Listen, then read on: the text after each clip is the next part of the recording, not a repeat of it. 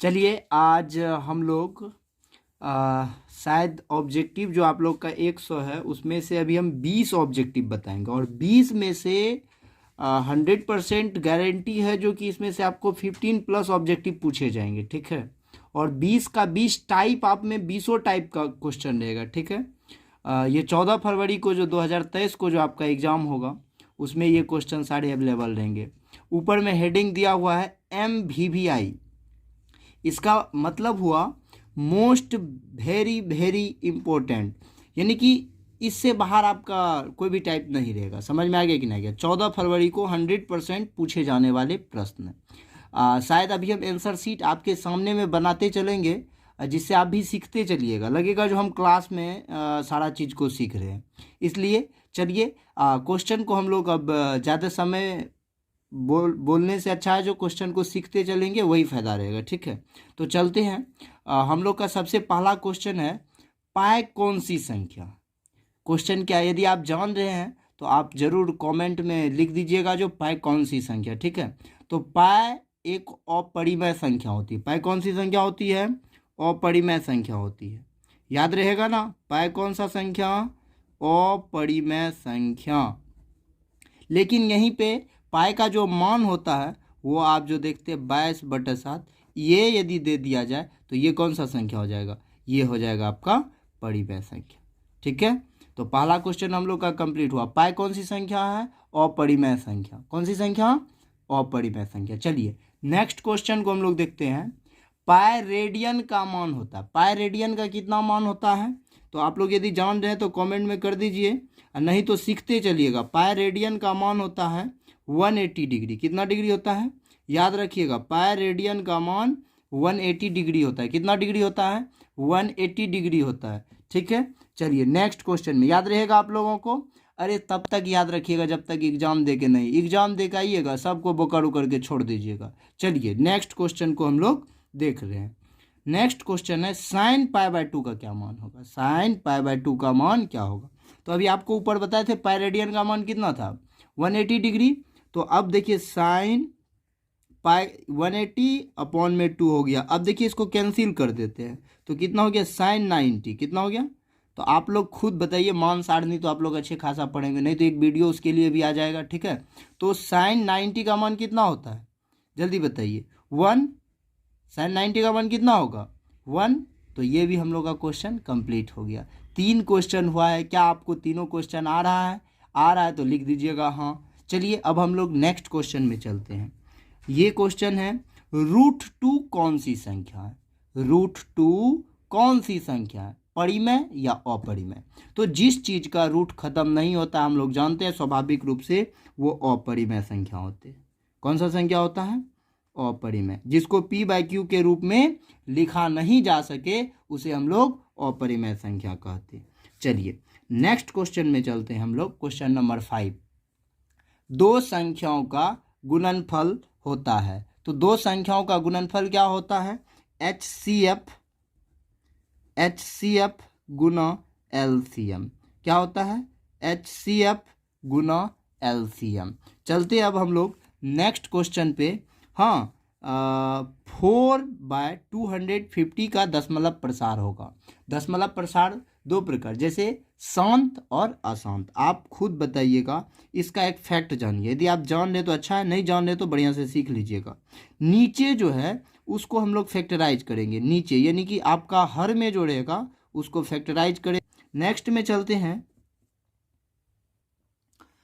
तो चलिए अब हम लोग ये चतुर्थांश को समझते हैं। इसके लिए हम एक डायग्राम बनाते हैं और इससे 2 क्वेश्चन आएंगे आपके बोर्ड में और कोई भी क्वेश्चन छूटेगा नहीं, आप जानिएगा, ठीक है। इसमें 2 अक्ष होते हैं। कितने अक्ष होते हैं?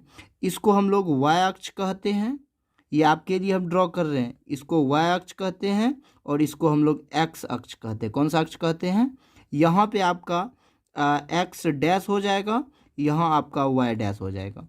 और देखिए याद रखिएगा, इधर जो है नीचे ये तो मूल बिंदु आपका होता है। याद रखिएगा मूल बिंदु 0 0 होता है। याद रखिएगा यहाँ से भी एक ऑब्जेक्टिव होगा, मूल बिंदु 0 0 होता है। याद रखिएगा। तो ये जो होगी आपका, ये आपका निगेटिव होगा और ये आपका निगेटिव होगा। ये पॉजिटिव होगा, ये पॉजिटिव होगा।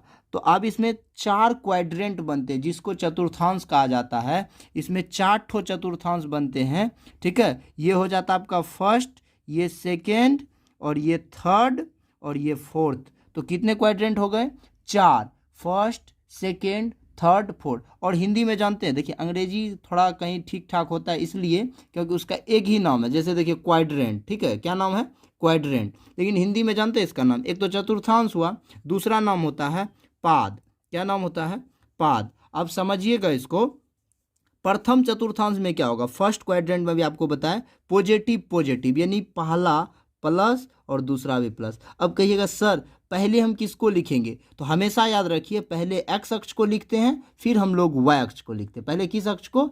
एक्स अक्ष को। पहले एक्स अक्ष को, अगेन हम लोग पुनः वाई अक्ष को रख देते हैं। तो दोनों में हम लोग का क्या है? दोनों में प्लस प्लस, तो प्रथम चतुर्थांश क्या हो जाएगा? प्लस प्लस हो जाएगा। इसी में समझिए द्वितीय चतुर्थांश पूछ देगा तो एक्स अक्ष में प्लस, वाई अक्ष में क्या? एक्स अक्ष में माइनस और वाई अक्ष में क्या हो गया? प्लस, तो माइनस प्लस। क्लियर? देखिए तृतीय चतुर्थांश में क्या होगा? एक्स अक्ष में माइनस, वाई अक्ष में माइनस, तीनों दोनों माइनस माइनस है। फोर्थ क्वाड्रेंट में देखिए क्या है? एक्स अक्ष में प्लस, वाई अक्ष में माइनस, तो प्लस माइनस। समझ में आ गया ना? एक क्वेश्चन यहाँ से 2 क्वेश्चन होगा, दोनों को आपको बना देना है। चलिए अब हम लोग नेक्स्ट क्वेश्चन में देखते हैं 4, -5। देखिए पूछा जा रहा है जिसको निर्देशांक कहते हैं आप, 4, -5 में भुज होगा तो एक्स अक्ष को भुज और वाई अक्ष को कोटि। याद रखिएगा एक्स अक्ष को भुज, वाई अक्ष को कोटि। अब आप बताइए, पहले एक्स अक्ष को लिखते हैं ना, तो एक्स अक्ष में क्या है? देखिए 4 है ना, तो भुज पूछ रहा है, तो एक्स अक्ष को भुज, तो भुज क्या हो गया? 4। इसी में कोटि क्या हो जाएगा? तो -5। हमसे तो पूछ रहा था भुज, हम बता दिए। चलिए अब हम लोग नेक्स्ट क्वेश्चन में चल रहे हैं। नेक्स्ट क्वेश्चन त्रिकोणमिति का सवाल है, ये भी पूछता है और डायरेक्ट देखिए इसका आंसर आप डायरेक्ट, यदि ऐसा आप क्वेश्चन देखिएगा डायरेक्ट में 1 आंसर लिखिएगा, लेकिन समझ भी लेते हैं जो 1 आएगा कैसे। चलिए इसमें से याद रखिएगा एगो को बदलना है, लेकिन हमेशा याद रखिएगा ऐसा क्वेश्चन आपको ऑब्जेक्टिव में ही पूछेगा और आप आंसर को दिमाग में बैठा लीजिए, 1 होगा। क्या होगा? 1 होगा, क्योंकि कहा जाता है डिवीजन के लिए रिवीजन करना जरूरी होता है। डिवीजन के लिए क्या करना जरूरी होता है? रिवीजन करना जरूरी होता है। तो एक बार हम लोग रिवीजन में ही देख लेते हैं। 10, 64, एक को बदल देना। क्या करना? एक को बदल देना है। चलिए बदल देते हैं इसको, और बदलने के बाद क्या होगा? 90 - 64।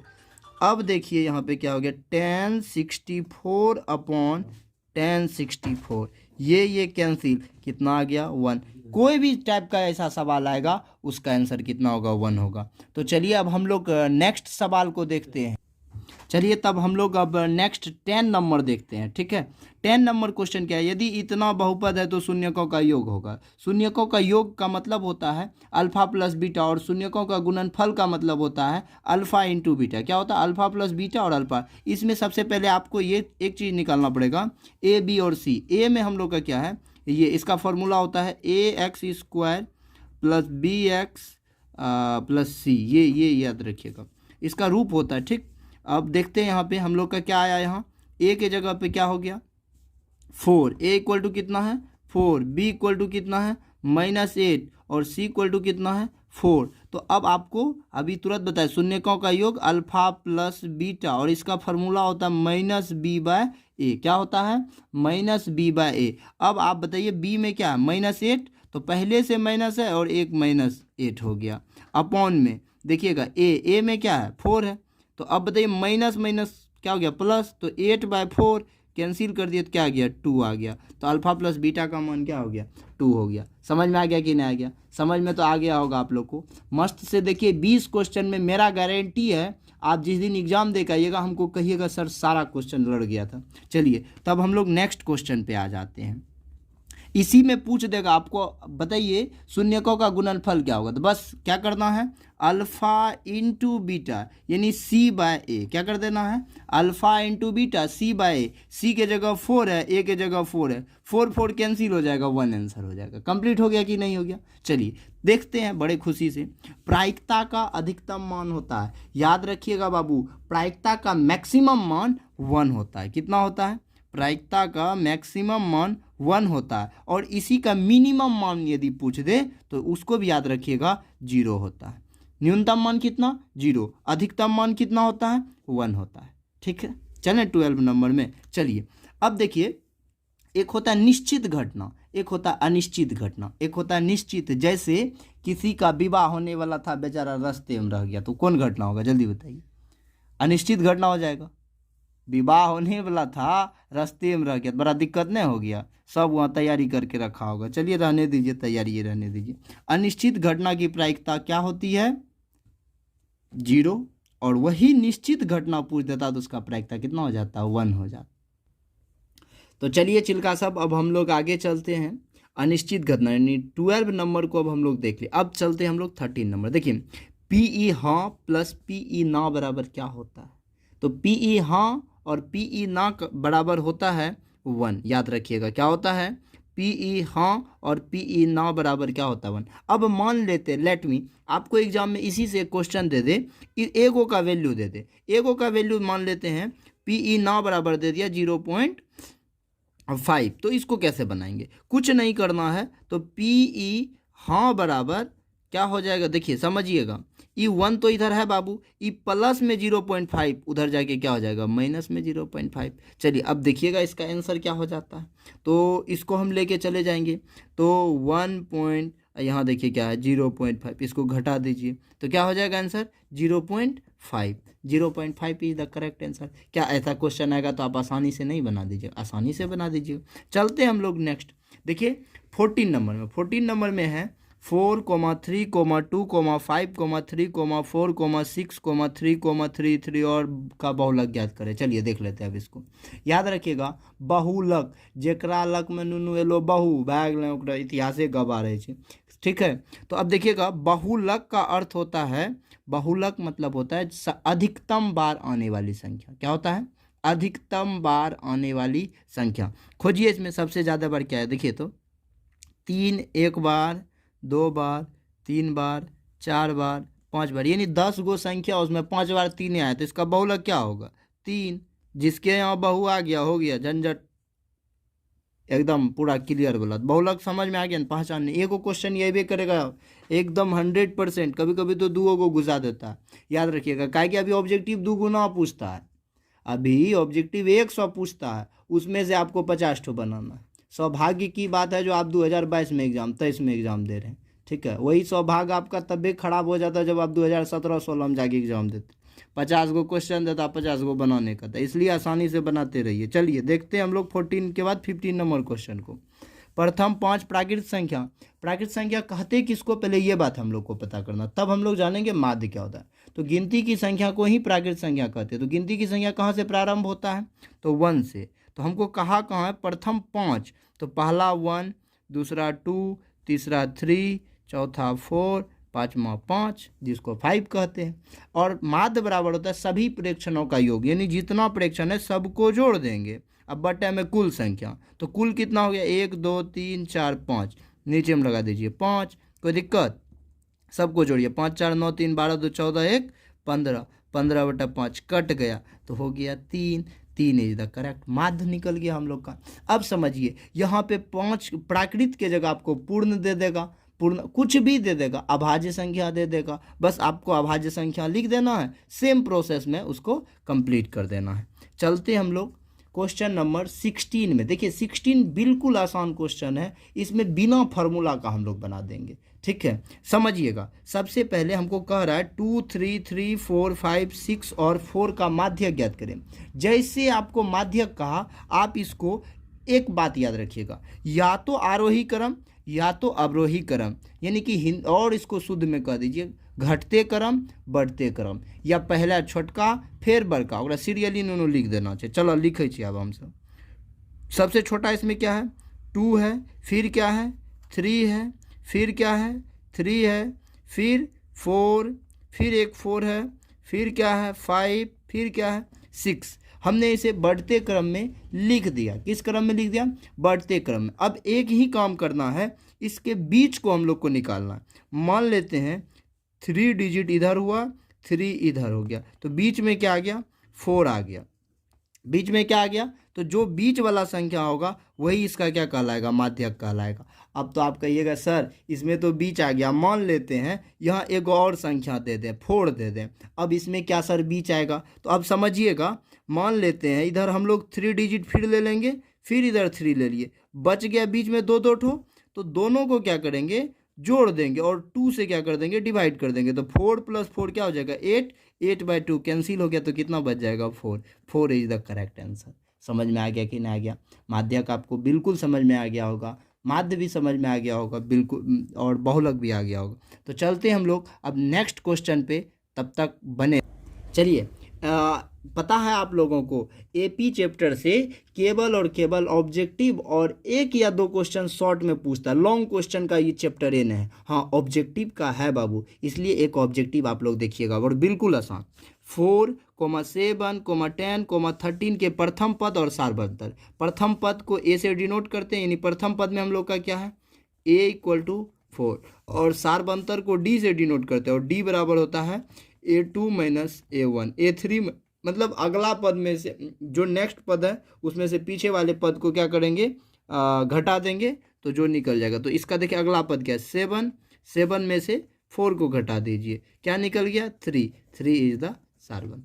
समझ में आ गया होगा बिल्कुल। चलिए बने रहिए, आगे चलते हैं हम लोग। क्वेश्चन नंबर 18 में है वृत्त का क्षेत्रफल होता है, क्या कह रहा है, तो वृत्त का क्षेत्रफल होता है, शायद आप ही लोग कमेंट में बता दीजिए क्या होता है। हाँ वृत्त का क्षेत्रफल आपको होता है πr², क्या होता है, πr²। बाबू याद कर लीजिए, वृत्त का क्षेत्रफल πr², और इसी का परिधि होता है 2πr। क्या होता है, r, जहाँ r क्या होता है, त्रिज्या होता है, r क्या होता है, त्रिज्या होता है, r क्या होता है, याद रखिएगा, r त्रिज्या होता है, और पाई का मान हमेशा क्या होता है, 22/7 या एक 3.14, एक 14, याद रखिएगा। एक दिन हम बेरोजगार की तरह जब पाए को जो काटना स्टार्ट किए थे, तो 1-2 पेज काटते ही रह गए थे फालतू में, ठीक है, आप भी काटिएगा ना, बस इसको एक मान के रूप में याद रखिएगा। चलते हैं, गोला का आयतन क्या होगा, क्या होगा गोला का आयतन, जल्दी बताइए, आप ही लोग बता दीजिए कमेंट में। चलिए अब जान लेते हैं हम लोग, समय भी थोड़ा कम है। तो आयतन में क्या हो जाएगा, 4/3 πr³, 4/3 πr³, ठीक है। चलिए अब हम लोग नेक्स्ट क्वेश्चन में चलते हैं। सबसे, और बहुत इंपॉर्टेंट क्वेश्चन है, हर बार पूछिए देता है, क्योंकि बच्चे इसमें बहुत ज़्यादा कन्फ्यूजन रहते हैं, आज कन्फ्यूजन को दूर कीजिए। सबसे छोटी समअभाज्य संख्या क्या है, तो सबसे छोटी समअभाज्य संख्या, अभाज्य संख्या तो हम लोग को पता है, सबसे छोटी अभाज्य संख्या 2 होगा। इसमें भी क्या कर रहा है, सम, तो 2 एकमात्र ऐसा संख्या जो सम है और अभाज्य भी है, इसलिए 2 को ही कौन सा संख्या कहा गया, समअभाज्य संख्या। थैंक्स। यदि आप लोग को वीडियो अच्छा लगा होगा तो हर एक विद्यार्थी को पहुंचा दीजिए, और 2023 के टॉपर बनने के लिए आप तैयार हो जाइए। फिर हम 30 क्वेश्चन का सेट लाएंगे, और इस 50 क्वेश्चन के वीडियो को यदि आप देख लेते हैं, शायद हमको लगता है 40+ ऑब्जेक्टिव आप करेक्ट बनाइएगा। तो आप ज़रूर, आप लोग कमेंट में हमको कहिएगा जो नेक्स्ट पार्ट बनाए या नहीं बनाए। इसके लिए तब तक के लिए धन्यवाद, और आप लोग तैयार रहें, बी अलर्ट, और बिल्कुल डर हटा दीजिए मन से, ठीक है, और एग्ज़ाम के लिए तैयारी कीजिए, ठीक है। चलिए फिर मिलते हैं हम लोग, तब तक के लिए बाय।